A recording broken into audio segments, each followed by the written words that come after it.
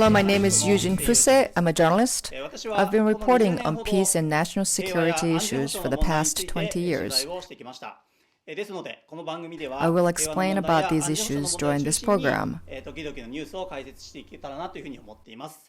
The first of the series is on the Treaty on the Prohibition on Nuclear Weapons that went into effect on January 12th. This is the outline of today's program.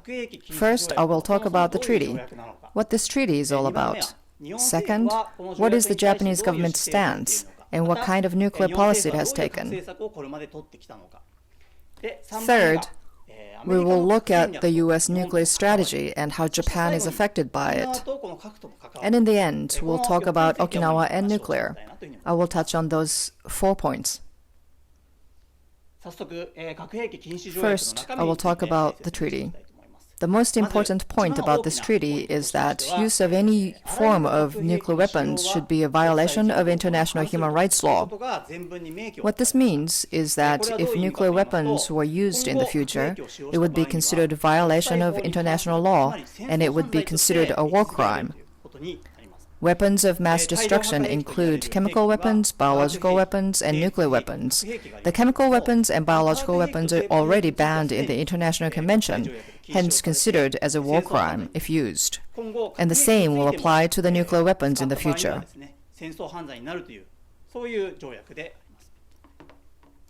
This treaty also includes a very important statement.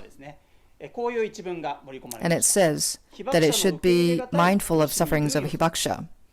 The reason why the treaty included this statement is because of hibakusha of Hiroshima and Nagasaki and how their testimonies strongly influenced the decision. Because they have been communicating about their experiences to the world, their message that nuclear weapons are such inhumane weapons was widely shared and understood. That made it possible to establish this treaty. It says that the nuclear weapons do not discriminate military objective from civilians and would lead to indiscriminate massacre. And it also says that hibakusha continue to fear effects of nuclear weapons for the rest of their lives, even after the war. The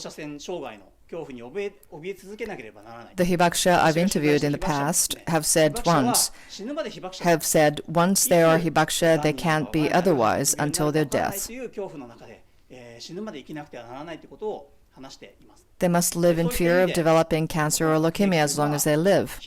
Thanks to the enactment of this treaty, this inhumane nature of the nuclear weapons is now clearly stated in the international law. The treaty stipulates the complete ban on any use, threat, development, production, manufacturing, experiment, or possession of the nuclear weapons. It means that anything that has to do with nuclear weapons, not only use, but develop, produce, or anything, should be banned. What is even more important is that the treaty also bans any state from possessing, producing, or using these weapons, but from inducing, encouraging other state to develop, experiment, or use the weapons.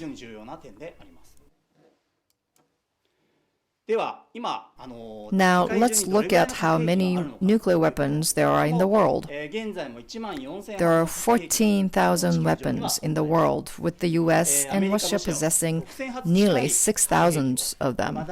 The UN Security Council member states, such as China, Britain, and France, as well as India, Pakistan, Israel, and recently North Korea, currently possess nuclear weapons. As we see, there are so many countries that possess nuclear weapons, which means that there is a possibility of these weapons being used at any time. We should say that human beings are still faced with the threat of nuclear weapons today. The reason why Norikoe Net decided to report on this issue, as they very as the very first program is because I don't think there is anything other than the nuclear weapons that discriminate people. The very reason I decided to become a journalist was the nuclear weapons. I was 18 at the time of visiting the Peace Memorial Museum in Hiroshima. There were panels describing how many nuclear weapons there were in the world. And at the end, it said, the world possesses so many nuclear weapons that could wipe out all human beings several times. This means that lives of 7 billion people on this earth depend on the 9 countries that possess nuclear weapons and in the hands of 9 leaders. This is the world today.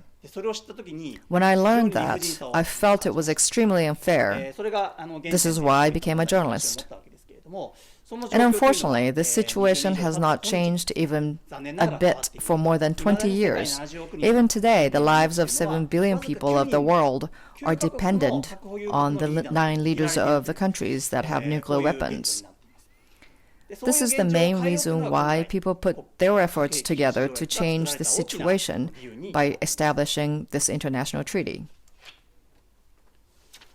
But unfortunately, the only country that has been devastated by the nuclear weapons, which is Japan, has refused to sign the treaty. Here is what the Japanese government says. As the national security surrounding our state continues to be increasingly threatened, we would pursue measures to push nuclear disarmament in a sure and realistic way and to respond to the threat of real national security as well as maintaining, strengthening nuclear deterrence. The Japanese government is saying that it shares the objective of eradicating and prohibiting the nuclear weapons, even though it refused to sign the treaty. However, it says we can't immediately eradicate the nuclear weapons. Why? Because here, highlighted in yellow, it says that for deterrence we need nuclear weapons. This is the stance of the Japanese government. It also says this: to realize the world free of nuclear weapons, it's indispensable to involve the nuclear states to make progress in nuclear disarmament. Let's look at what it means. Currently, there are 52 states that have ratified this treaty, but no nuclear state has ratified it. But in order for this treaty to show an effect, we need to have nuclear states joining in the treaty. That's what the Japanese government is saying. We must involve the nuclear states to disarm them. So it is saying that rather than Japan ratifying the treaty, it intends to make an effort to invite nuclear states one by one to make advancement in nuclear disarmament. This is Japan's official stance. However, if we look at what Japan has been doing, we can see that it has done everything against what it has promised. For instance, I will give you some examples. In 2009, during the Barack Obama administration, the U.S. President Obama received a Nobel Peace Prize by declaring that he would create a nuclear-free world. He said that it is not possible to immediately eradicate all nuclear weapons from the world, but possible to disarm nuclear states. And these states promise they would not initiate the use of nuclear weapons. How did the Japanese government respond to this? In 2009, when the Obama administration was established, President Obama asked the U.S. allies their stance. At the time, the Japanese ambassador to the U.S., Koki Akiba, said the following: the U.S.'s decision to reduce nuclear arms would affect Japan negatively, and deployment of low-yield nuclear weapons would enhance trust of deterrence of nuclear expansion. Which means Japan believes that the nuclear disarmament of the U.S. would not benefit Japan, and on the other hand, the deployment of low-yield nuclear weapons would benefit Japan. This is what Japan told the US at the time. Another example would be in 2016, when the Obama administration was ending its terms and trying to leave legacy. It deliberated the nuclear state's abandonment to initiate use of nuclear weapons. But Japan's Prime Minister Shinzo Abe objected to the proposal by saying that it would put Japan in a troubled position. So Japan expressed its commitment to the world that it would make an effort one step at a time to involve nuclear states to advance nuclear disarmament. However, when you look at what this government has done, is that it delayed even nuclear disarmament, which it in fact expressed motivation for. This is not a thing of the past. The Masayoshi Suga administration has inherited this stance. Just the other day, the Joe Biden administration was established, and in January, Biden spoke with Suga over the phone for the first time. During the telephone conference, the US President Biden said this. He expressed the US's intention to provide extended nuclear deterrence, which includes the nuclear umbrella. This means that the U.S. would not hold back using nuclear weapons for Japan's national security in times of threat. The U.S. renewed its agreement with Japan. I'd like to point out Sankei Shimbun newspaper that explained why President Biden stated this promise once again in its article. The Sankei published this article before the bilateral summit.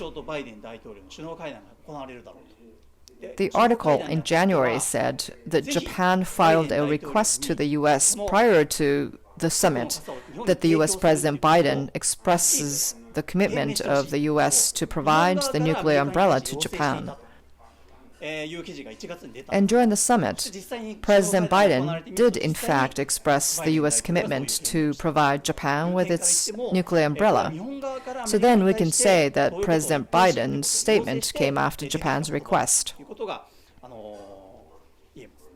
Here we can say that Japan has been conveying that it expects the U.S. to rethink about the nuclear disarmament and make sure to provide Japan with effective nuclear deterrence.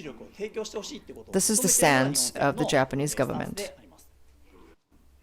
So far, the viewers may question Japan's response to the nuclear disarmament and how Japan has been the cause of delay, even though it is the only country in the world to have suffered the nuclear weapons during the war.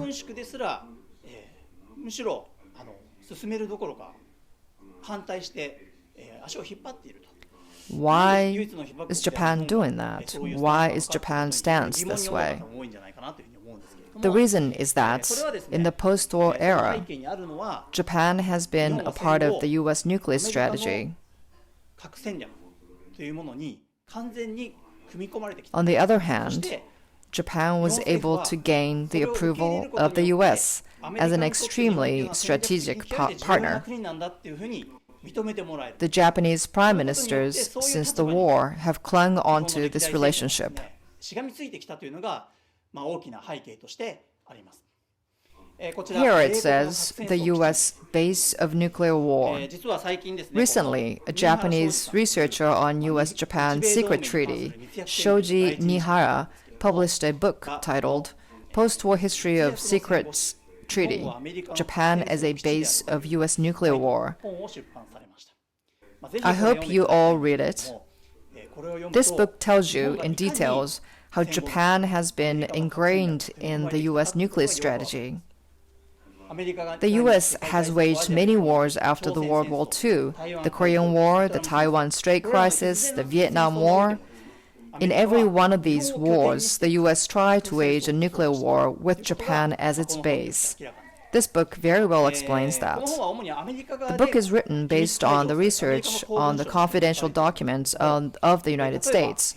For instance, in 1950s, during the Taiwan Strait crisis, the U.S. military bases in Japan, such as the Kadena Base, the Ogasawara Island, Sayama in Saitama Prefecture, and the Misawa Base in Fukuoka Prefecture and Komaki in Aichi Prefecture were designated as the military base for the U.S. nuclear weapons strategy. In addition to these bases, Sasebo in Nagasaki, Naha in Okinawa, Yokosuka in Kanagawa, and Iwakuni in Yamaguchi Prefecture, and Ayase in Kanagawa were also mentioned in the official documents.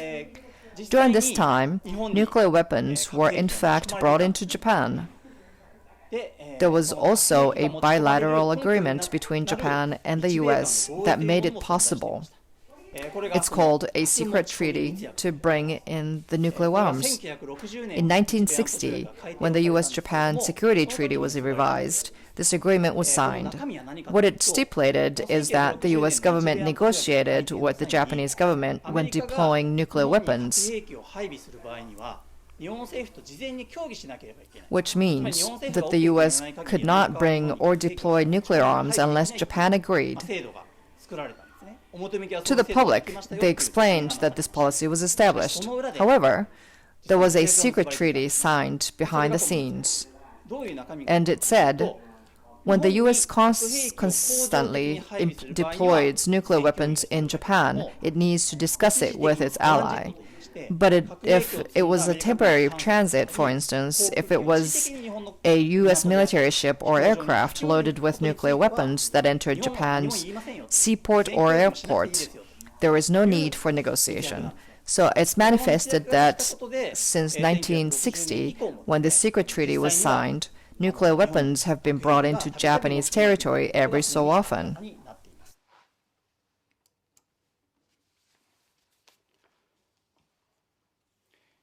As it says here, on the surface, the Japanese Prime Minister Eisaku Sato introduced 3 principles of denuclearization, which prohibited possessing, producing, or allowing the entry of nuclear weapons into the country.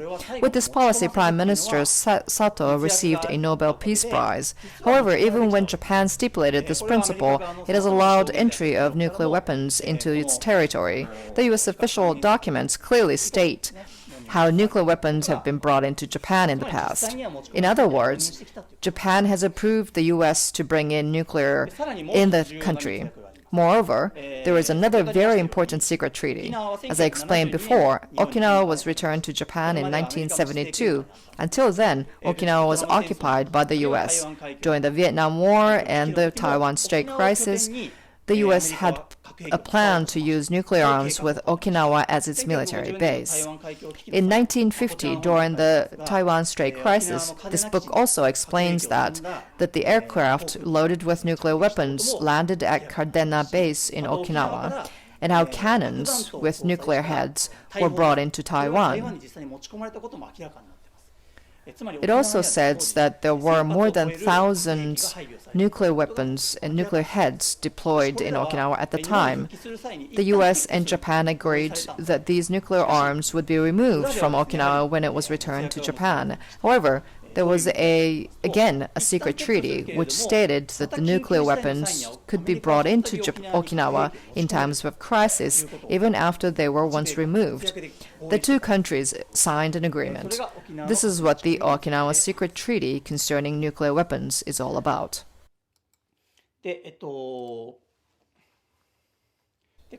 This secret treaty is still effective in that the U.S. can bring in nuclear arms to Japan when it decides to execute its nuclear strategy.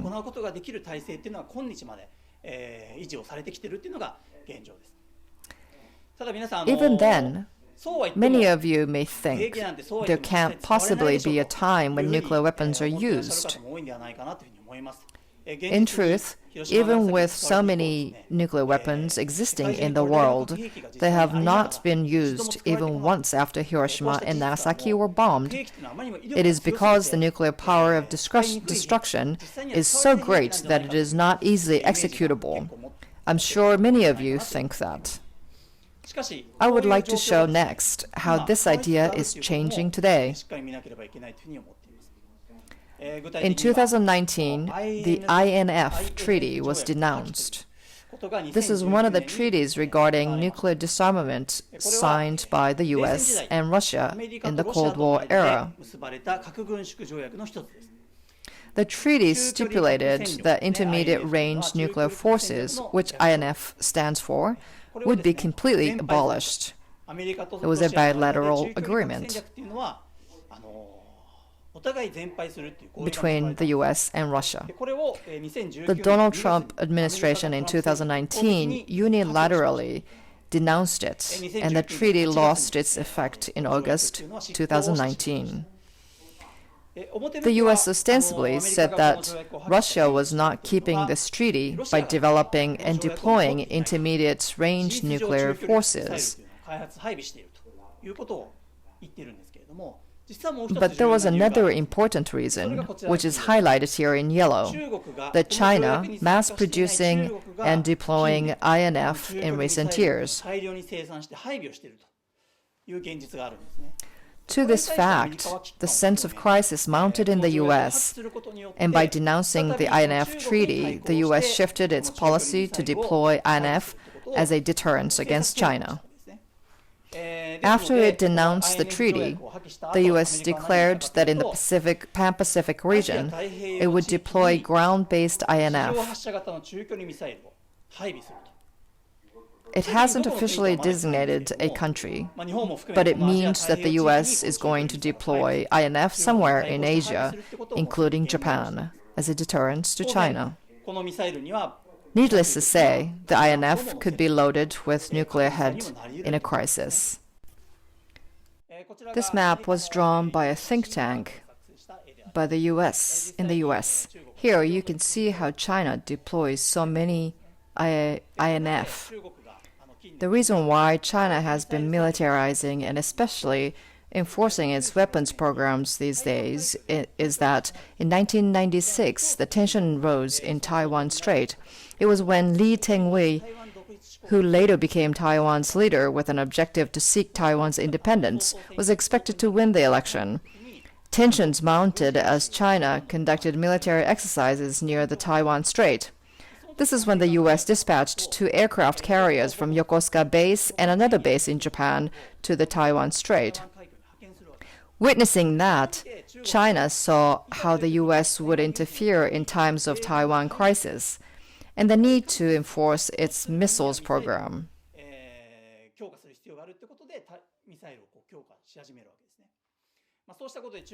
As China enforces its military program, the U.S. decided to deploy INF in Asia-Pacific region.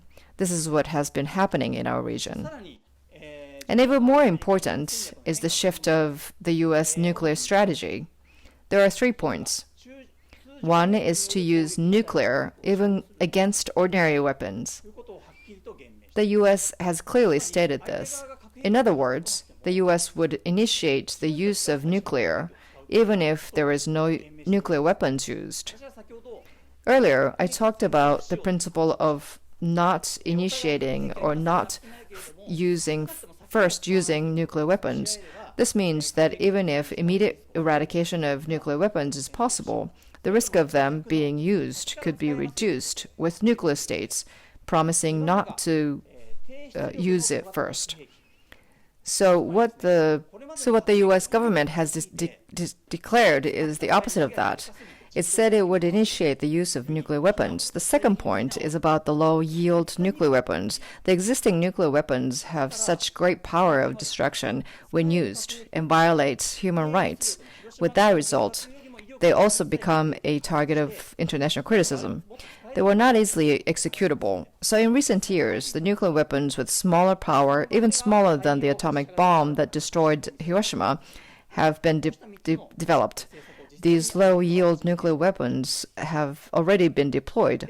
The third point is about the submarine-based ballistic missiles.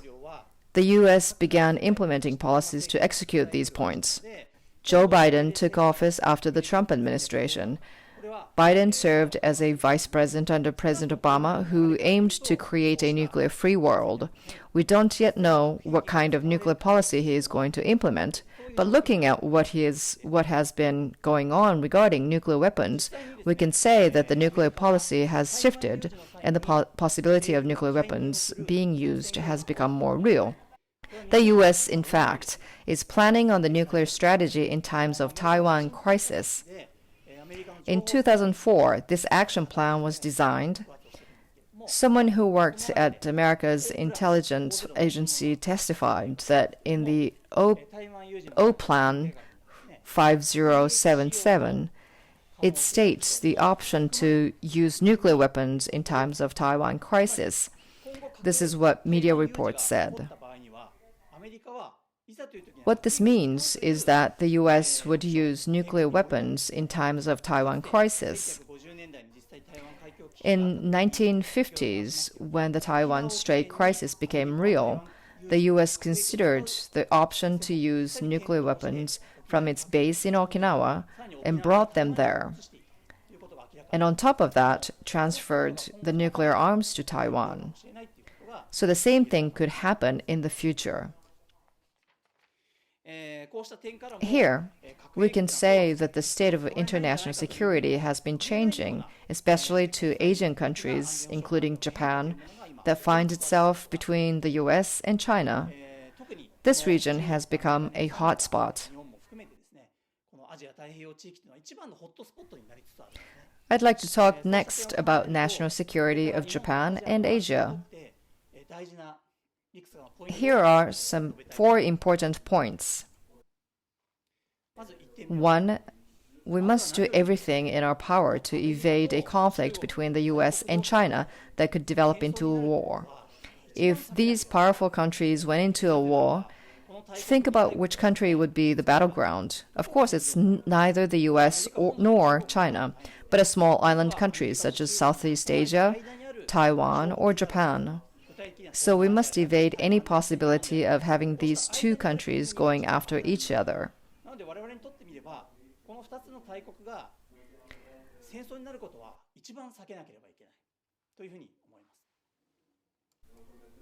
The next point is to demand that the U.S. implement the policy of no first strike of nuclear weapons. If these 2 nuclear states went into a war, there is a strong possibility that the nuclear would be used. This is the worst-case scenario for Asian countries that stand in between the 2 countries. So what we could do is to draw agreement from the U.S. on no first strike policy.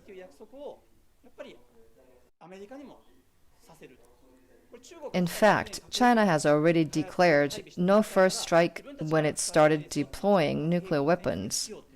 So we need to demand the same with the U.S.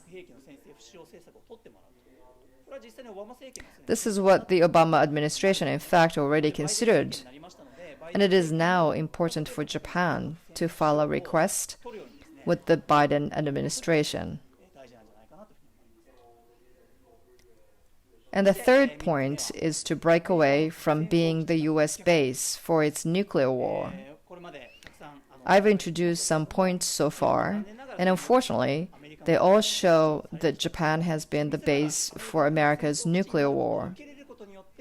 And by accepting to be the base, Japanese prime ministers in the past have clung on to the fact that Japan was treated as the very important U.S. ally.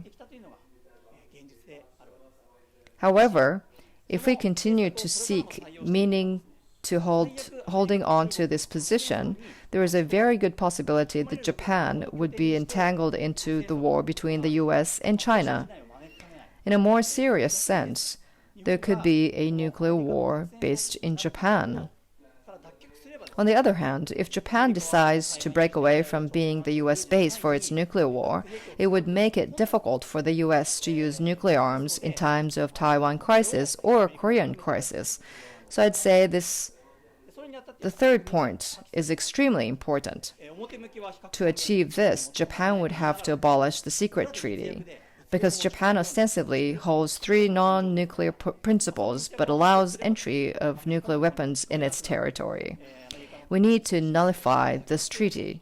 Then the U.S. would not be able to bring nuclear weapons into Japan, and Japan could bring away from being the U.S. base for its nuclear war. And the fourth point is to sign a North Asia agreement with North and South Koreas to create a nuclear-free zone. There are already nuclear weapon-free zones in the world. What this means is that when this agreement is signed, producing, developing, possessing, and using nuclear weapons would be banned in the member states. Not only that, nuclear states such as the US, China, Russia, Britain, and France must guarantee that they would not use nuclear weapons in their region. Currently, the international community demands that North Korea abandons its nuclear weapons program. At the same time, the US-North Korea talk is being held. This says that the US would guarantee security of North Korea and denuclearize the Korean Peninsula. The member states hold talks on this issue. Japan is not in any way involved in it. But Japan needs to be a part of denuclearization of North Asia, where all three countries promise not to possess, use, or allow entry of nuclear weapons into this region. We also need to make the US, China, and Russia promise they would not use or bring nuclear weapons, at least in this region. If this promise is kept, at least the conflict wouldn't escalate into a nuclear war, even if there is a clash between the US and China. So I think this could be a very important policy. However, you must wonder if this is at all possible and if Japan can implement a policy like this when there is a Japan-US treaty, security treaty, and it is considered a US ally. In fact, there is a country that already acts on this, a country that is a US ally and has a non-nuclear policy, and this is the Philippines. The Philippines has a mutual defense treaty with the US, but has non-nuclear policy because its constitution stipulates that. On February 19th, the Philippines ratified the Nuclear Prohibition Treaty and submitted to the United Nations. Even as a U.S. ally, the Philippines has joined the member states that agreed to ban nuclear weapons.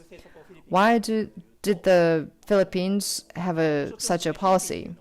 Similar to, or even more than Japan, the Philippines experienced a threat from China concerning the territorial dispute of the Southwest Islands. But why did they hold a non-nuclear policy? At least, the Philippines said they would absolutely not like to be entangled in nuclear wars, as they do face a threat from China. They rely on the ordinary weapons of the U.S., but never under its nuclear umbrella. They know that it is unavoidable to get dragged into nuclear wars once they get under the U.S. nuclear umbrella. The Philippines, as well as Japan, is an island nation. If it gets dragged into a nuclear war, the country would be completely wiped out. It knows to do everything to avoid that from happening. So they hold the policy not to get under the U.S. nuclear umbrella and ratify the Nuclear Prohibition Treaty. This choice is very possible to make, so Japan could also do this, to refuse to get under the nuclear umbrella of the U.S. while maintaining a bilateral relationship and sign the North Korea denuclearization treaty with the two Koreas.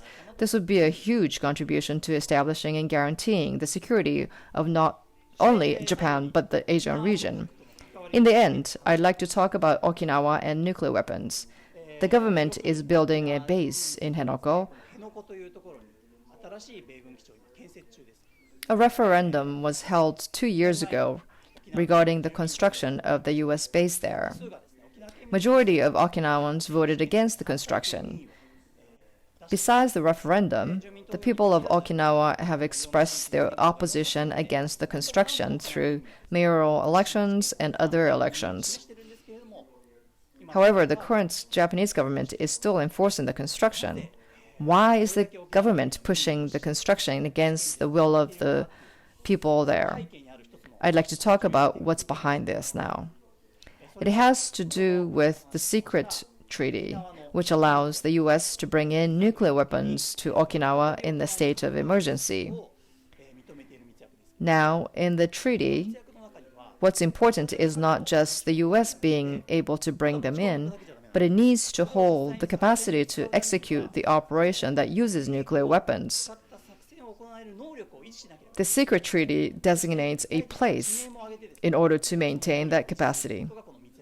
In that treaty stipulates 3 bases in Okinawa: Kadena, Naha Airport, and Henoko, with their nuclear capacity. In other words, new base that is under construction in Henoko is to hold the capacity to execute the nuclear operation during the war. There is an ammunition chamber in Henoko, which is undergoing an extensive renovation.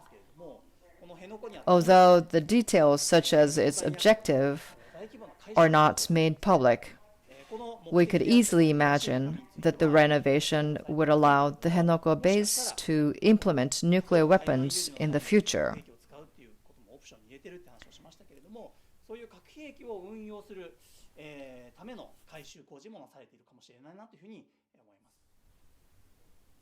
The other day, the local daily, the Okinawa Times and Kyodo News Agency, printed a scoop.